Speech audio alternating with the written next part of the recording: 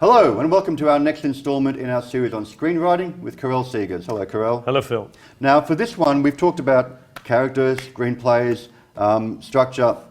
We've touched on subtext, but I want to know a bit more about subtext, and we talked about scene writing. We didn't really talk about dialogue much. No, that's right.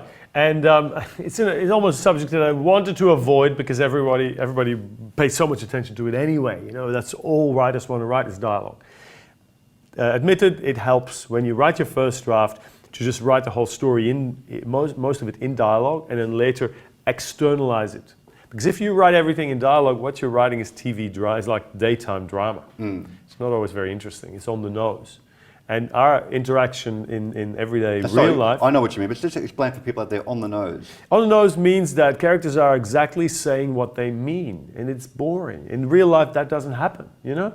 If I'm not too happy about the subject, I'd much rather been talking about, asparagus here, then I would tell you, or I'd be very polite and say it in a roundabout way, right? So as you said in earlier, people don't tend to tell the truth. They don't. Characters lie. Characters hide what they're really wanting to say. That's right. And it's in the real world too. When there are big issues, we don't say them. We don't confront people because we're afraid of that. So in movies, we've got to be real. You know, it's got to feel real. Therefore, that sort of stuff stays in the subtext, in the body language. You know, if I would start explaining stuff really quickly to you, then it's not necessarily because I speak like that. Maybe I'm in a hurry.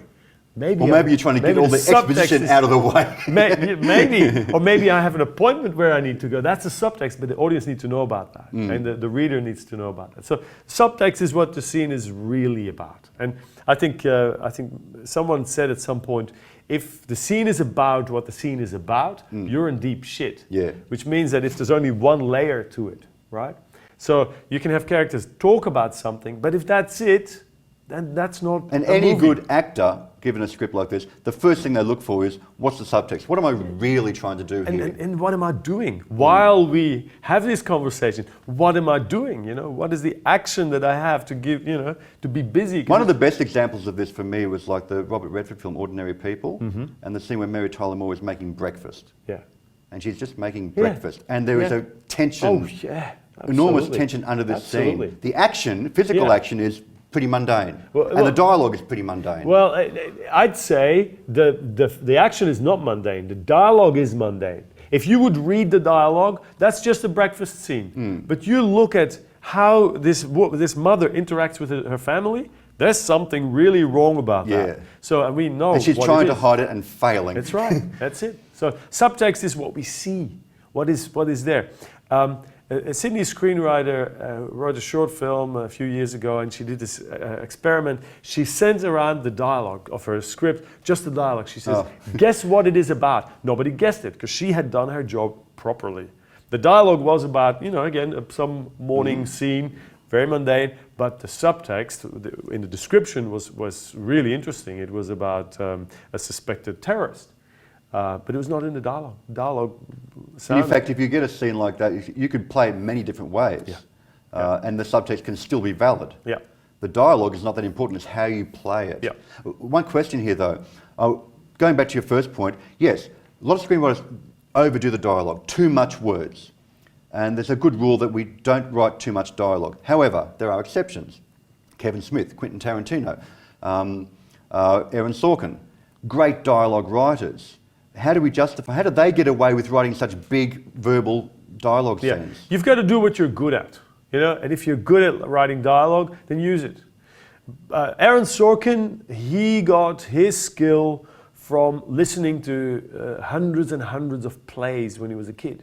He went to the theater all the time. So he got a really good ear for dialogue, but his dialogue, again, it's always a perfect complement to what's happening in the scene. I gave this example from the movie Charlie Wilson's War. That's Aaron Sorkin. Aaron Sorkin, and it was all about a subtext.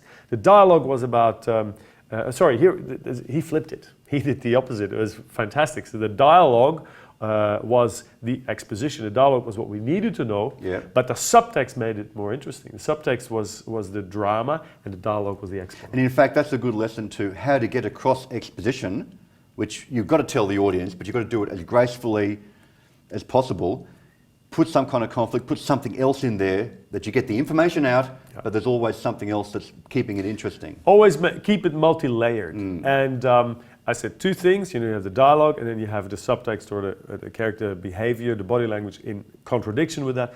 Ideally, see if you can add a third layer. For your really big scenes, you can have a third thing going on. So subtext is the key for any good screenplay, would you say? It's where the story happens. It's where the real story happens. It's what this movie's really about. That's right. Right. Carol Seegers, thank you very much. Thank you. We hope to get a bit more advanced with these in the future, but for now, that's the end of this series. Thank you very much, Carol.